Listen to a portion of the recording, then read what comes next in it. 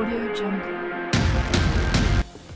वालेकुम प्रोफेशनल्स। आज मैं आपको बताऊंगा कि हमने डी स्पेस को किस तरह से काम करना है। डी स्पेस आप जानते हैं इंस्टीट्यूशनल रिपोजिटरी है जो हम किसी भी इदारे के अंदर एक अपनी डिजिटल लाइब्रेरी के लिए इस सॉफ्टवेयर को यूज़ करते हैं। तो मैं आपको यहाँ पे बताऊंगा कि डी स्पेस की वेबसाइट पे आपने जाके डेमो वर्जन पे पहले आपने अपनी स्किल्स सीखनी है और उसके बाद आप उधर अपने ही इंस्टीट्यूशन में इंस्टॉल कर सकते हैं। तो सबसे पहले आप क्या करेंगे, ये डी स्पेस की वेबसाइट है duraspace.org डी स्पेस, और इसमें जैसे ही आप ये ओपन करेंगे उसके बाद आपने जाना है डाउनलोड पे। डाउनलोड पे जाने के बाद ये जो फर्स्ट ऑप्शन है लेटेस्ट रिलीज, आप इसके ऊपर क्लिक करेंगे तो ये आपके पास ओपन होकर आ जाएगा। और पहला जो आप यहाँ पे देखेंगे वो है डेमो dspace.org। इसके ऊपर क्लिक करेंगे तो ये डेमो वर्जन आपके पास ओपन हो जाएगा। अब डी स्पेस में दो इंटरफेस होते हैं, एक होता है XML UI और एक JSP UI। JSP UI जो है वो प्रोफेशनल्स खुद यूज करते हैं, लाइक लाइब्रेरियन जो मतलब उस पर काम करता है, और XML UI जो है वो हमारा यूजर यूज करता है।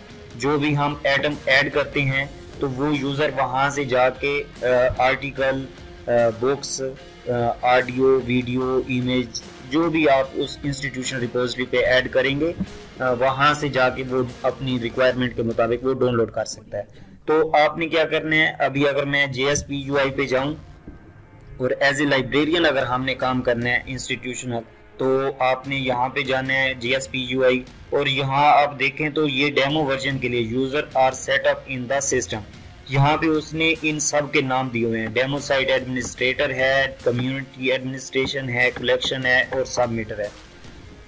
अब डी स्पेस में ऐसा होता है कि इसमें तीन मेन फंक्शन हैं। एक तो आपने कम्युनिटी बनानी है, फिर सब कम्युनिटी बनानी है, फिर उसमें कलेक्शन ऐड करना है। तो कम्युनिटी, सब कम्युनिटी और कलेक्शन ये तीनों हैं। और उसमें ये है कि आप के पास एडमिनिस्ट्रेटर के पास राइट होते हैं कि वो अपने जो स्टाफ है उसको एक एक्सेस देगा, और वो उसमें जब डेटा, मेटा डेटा ऐड करेगा तो उसके बाद वो फाइल वो मेन एडमिनिस्ट्रेटर के पास जाएगी, वो उसको रिव्यू करेगा। अगर उसमें कोई एरर नहीं है तो वो उसे ओके करके एक्टिव कर देगा और वो फाइल जो है हमारी यूजर इंटरफेस पर चली जाएगी। अगर उसमें एरर्स हैं और वो वेरीफाई करना चाह रहा है तो इस तरह से वो वेरीफाई कर सकता है। तो यहाँ पे जैसे ही आप आएंगे तो यहाँ साइन इन का ऑप्शन है। यहाँ साइन इन के बाद आपने जाना है माई डी स्पेस पे। माई डी स्पेस पे जाने से पहले अब यहाँ पे वो मांग रहा है आपसे ईमेल और पासवर्ड। तो आपने यहाँ पे ईमेल और पासवर्ड देने के लिए यहाँ वापस जाना है और यहाँ जो भी आप काम करना चाह रहे हैं, अभी अगर आपने एज ए एडमिनिस्ट्रेटर काम करना है तो क्या करना है, आपने यहाँ से ये कॉपी करना है। कॉपी करने के बाद माई डी स्पेस पे गए। माई डी स्पेस पे जाने के बाद आपने यहाँ पे इसे करना है और इसका पासवर्ड है डी स्पेस।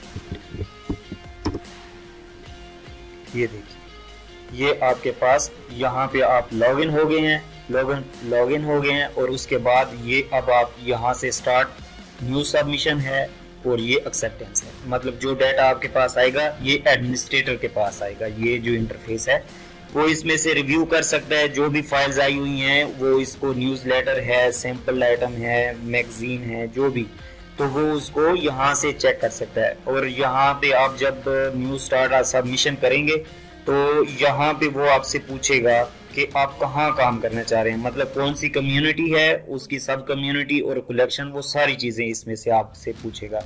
तो इस तरह से आप उसको सिलेक्ट करेंगे, फिर उसको नेक्स्ट करेंगे। नेक्स्ट करने के बाद वो आपको आगे ले जाएगा उसमें जो आपने कलेक्शन उसमें ऐड करना है। तो ये डी स्पेस में अब ये है मेटा डाटा, जिसको डाटा अबाउट डाटा कहते हैं। ये हैं वो टैग्स।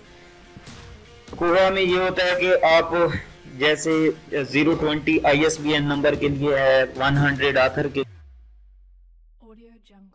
टैग्स जो हैं उनको टैग्स कहा जाता है। और यहाँ पे जो आथर है, यहाँ पे आपने आथर का नाम देना है, फर्स्ट नेम और लास्ट नेम, और यहाँ से ऐड करते जाना है। अब मैं यहाँ पे अगर अपना नाम देता हूँ,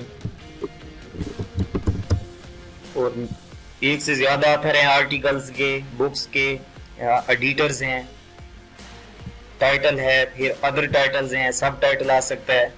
यहाँ पे आप उसको डेट दे सकते हैं, ईयर है, मंथ है, पब्लिशर क्या है, साइटेशंस दे सकते हैं। उसके बाद सीरीज है तो सीरियल नेम आ जाएगा, रिपोर्ट पेपर नेम आ जाएगा, ISSN, ISBN, ये सारे नंबर यहाँ पे दिए हुए हैं। जो भी आप देना चाहें इसमें दे सकते हैं। और यहाँ पे आप उसको बता सकते हैं कि ये क्या था, आर्टिकल है, बुक चैप्टर है, जो भी यहाँ पे ऐड करेंगे। ये पूरी एक लिस्ट दी हुई है इसमें एटम टाइप की, तो आप इसमें एटम ऐड कर सकते हैं। फिर यहाँ से आप लैंग्वेज सेलेक्ट कर सकते हैं। ये main language Chinese, Turkish, Japanese, Italian, French, German, Spanish, English, और जो भी आप देंगे। और इसके बाद आप इसे करेंगे नेक्स्ट। तो ये इंशाल्लाह मैं डिटेल में बताऊंगा। आज सिर्फ एक ओवरव्यू दे रहा था कि इंशाल्लाह हम आन करीब जैसे ही हमारा कोवा का सॉफ्टवेयर कंप्लीट होगा तो उसके बाद हम DSpace पे जाएंगे। प्लीज़ मेरे चैनल को सब्सक्राइब करें, लाइक करें, और आप